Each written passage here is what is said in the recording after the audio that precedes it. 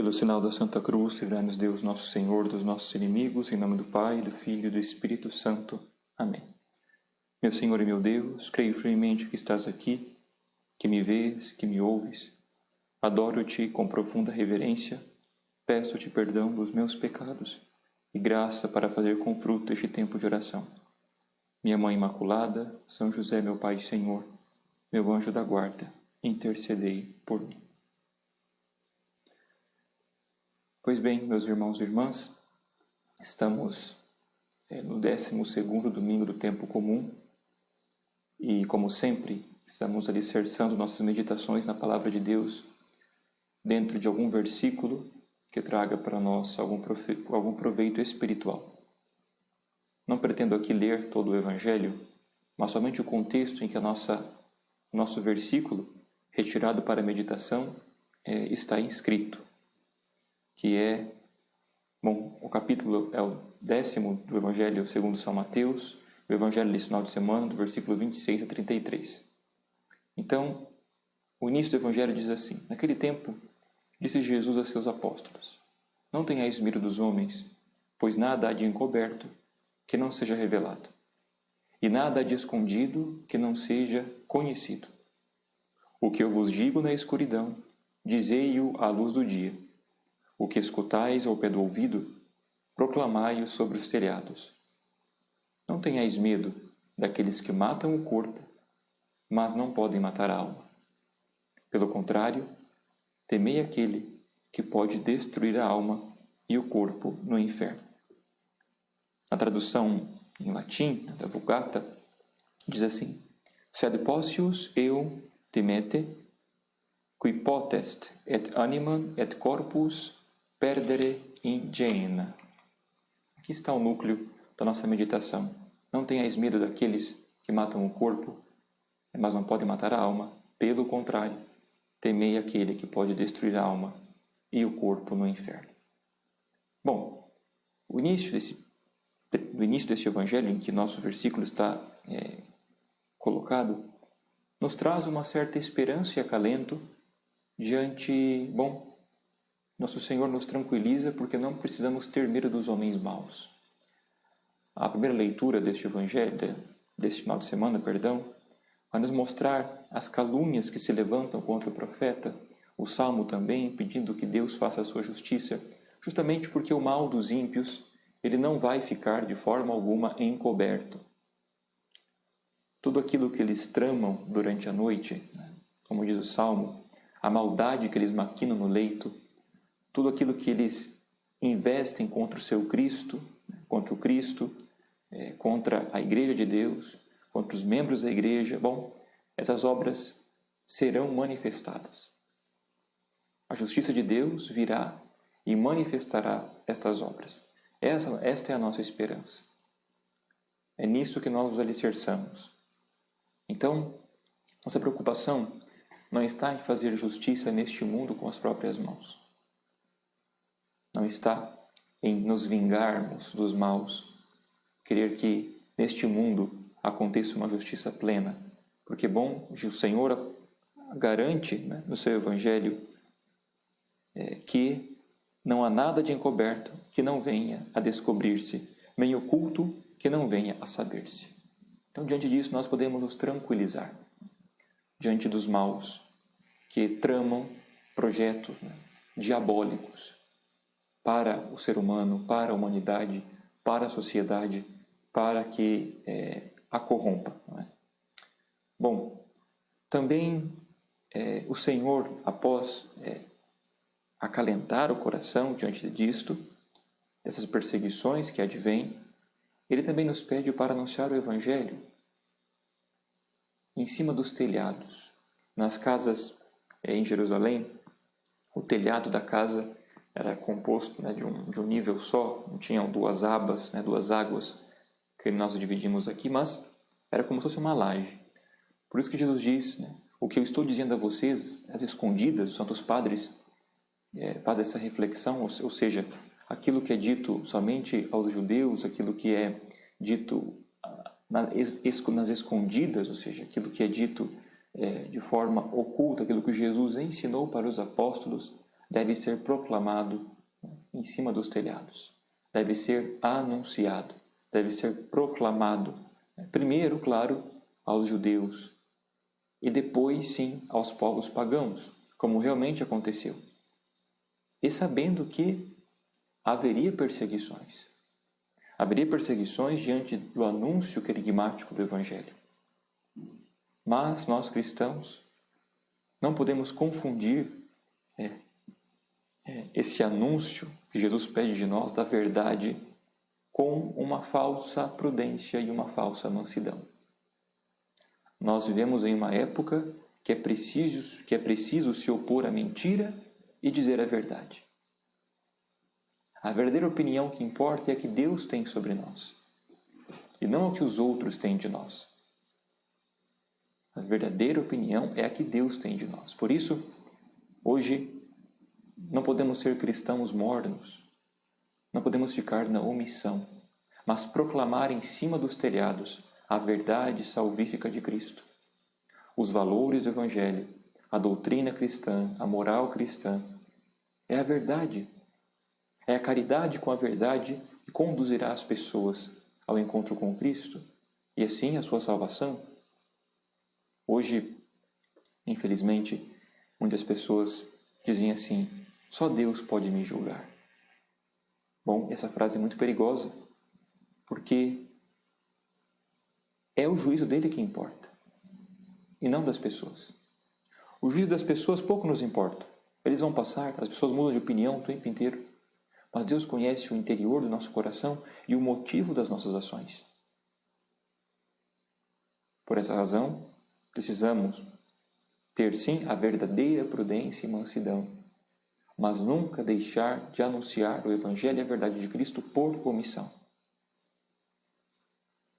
Nós não devemos ter medo daqueles que matam o corpo, mas a alma. Santo Hilário de Poitiers diz assim: devemos semear constantemente o conhecimento de Deus e revelar pela luz da pregação o profundo segredo, a doutrina do Evangelho, sem temer aqueles que têm poder somente sobre os corpos, mas não têm nenhum direito sobre a alma. Por isso acrescenta: não temais os que matam o corpo e não podem matar a alma. Nós estamos aqui dentro de um contexto de perseguição no início da Igreja.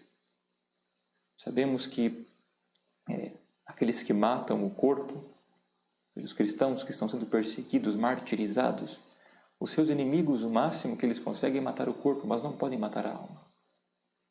Não podem destruir a alma.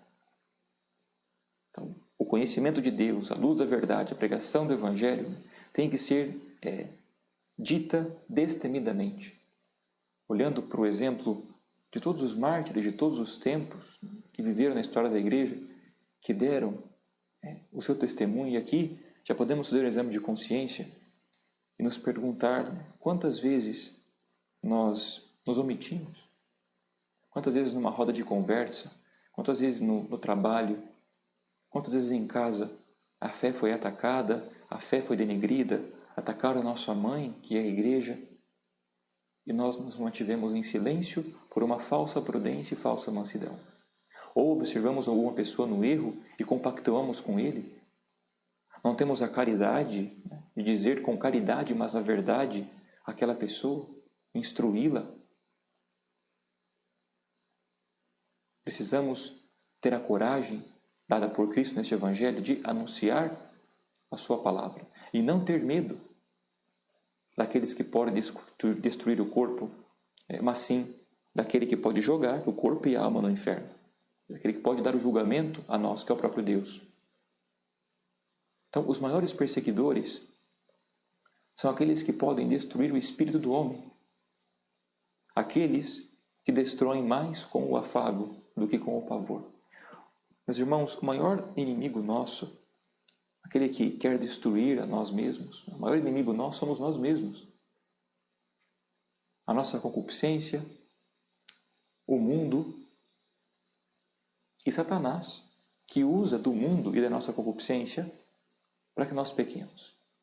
E aqui existe uma perseguição velada, ela está como que de forma com uma carapuça, porque ela afaga.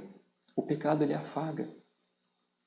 Então seria muito melhor que, né, estamos fazendo uma comparação, alguém negasse a fé, né, ou seja, que defendesse a fé, perdão, e fosse morta como mártir, do que alguém que, cedeu à perseguição do demônio, do mundo e da carne e deixou que a sua alma esteja em pecado grave, separada de Deus. Porque o Satanás, ele quer matar a alma. Ele quer matar a alma. Jesus diz, não tenham medo daqueles que matam o corpo, mas a alma. Então, os verdadeiros perseguidores hoje, nossos, somos nós mesmos. O mundo, a carne, as seduções, Satanás. Claro que existem outras perseguições exteriores, né, que precisamos enfrentar todos os dias, que advém por sermos cristãos, né, por defendermos a fé, as chacotas, né, enfim, tudo isso. Mas o maior combate está no interior do homem, como diz São Paulo. O homem velho e o homem novo que se degladeiam, o espinho na carne, que dizia São Paulo, que lutou durante toda a sua vida. Nós precisamos nos dar conta de que esta perseguição, este combate, acontece dentro de nós. É o combate do coração. E o Senhor, né, hoje pede de nós, no século XXI, muitas vezes nenhum de nós vai morrer ao fio da espada ou com um tiro, né, martirizado.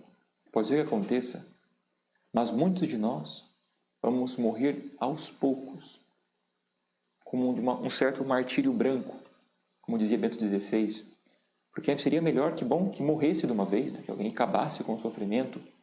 Mas para muitos cristãos é o sofrimento diário, é aquele pequeno espinho na carne todos os dias, que vai nos machucando, que vai nos incomodando. E é justamente esse pequeno sofrimento diário, os pequenos sacrificiozinhos, como diz Santa Teresinha, que ela não desperdiçava nenhum, que tem que ser oferecido a Deus.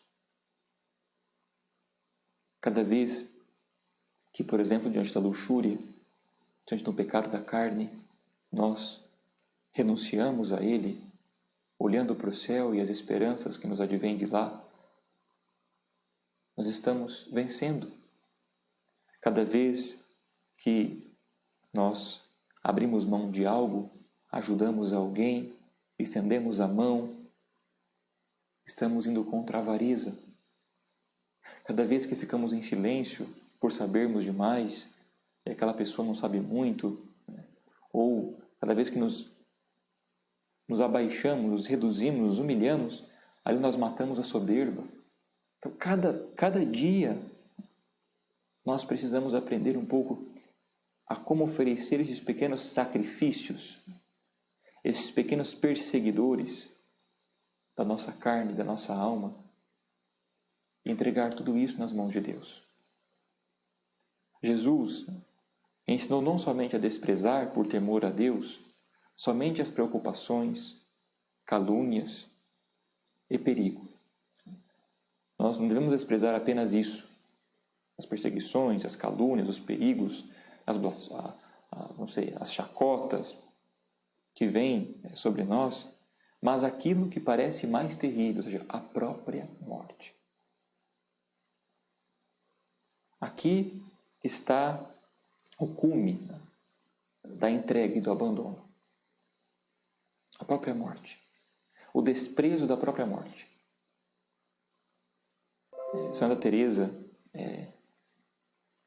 de Ávila, no seu leito de morte, ali estando, toda debilitada pela enfermidade, que possivelmente foi câncer, estava deitada ali no seu leito e começou a esvair em sangue, uma hemorragia. E quando as irmãs foram olhar, ela começou a ficar impaciente, com um pouco de dor. Quando ela olhou aquilo, ela disse: que pena, lençóis tão limpos. Esse é o cume. ao desprezo da própria morte.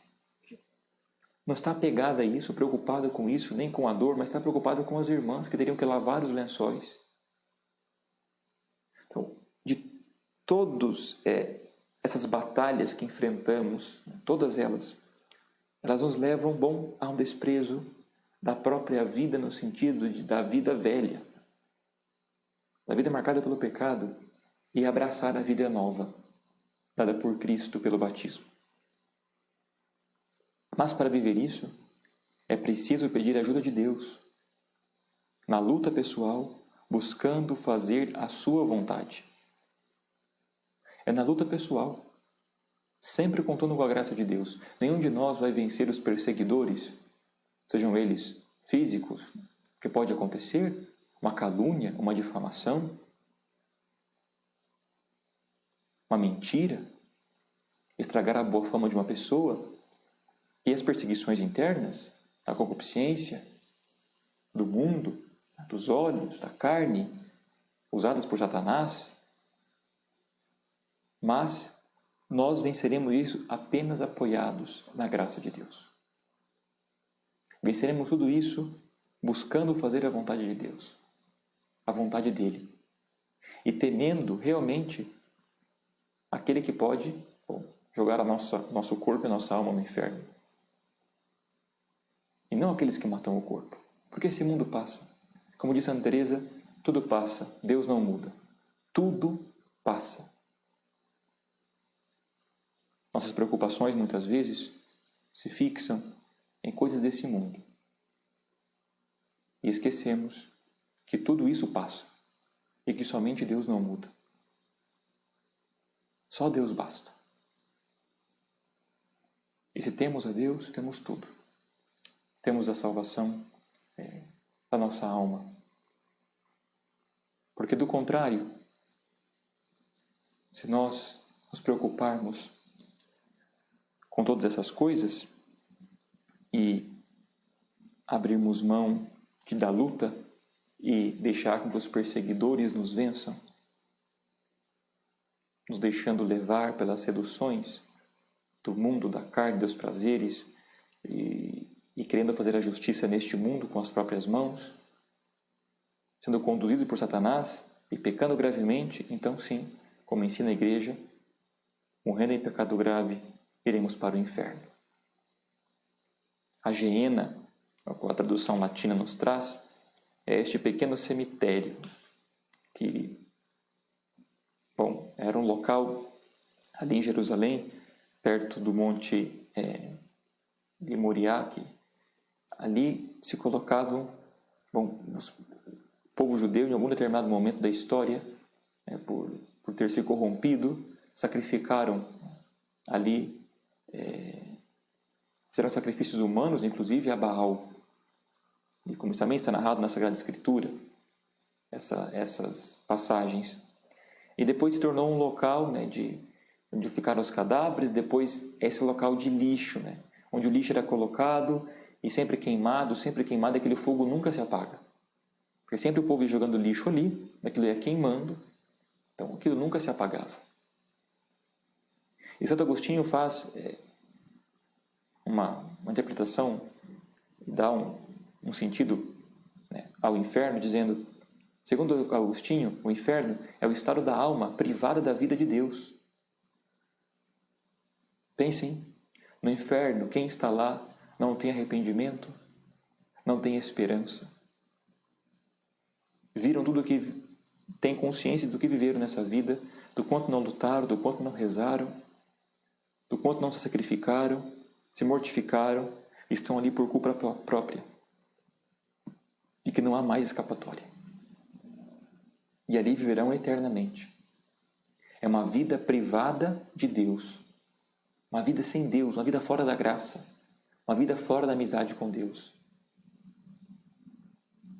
E se por um lado agora se sofre no inferno sem o corpo, mas com tormentos terríveis da alma, a inteligência, a liberdade, a vontade, a memória, o corpo, a morte do corpo também vai acontecer. Porque, embora presente o sentimento, este não está mais suave na vontade, nem salutar, né, no descanso. Então se torna um princípio de dor.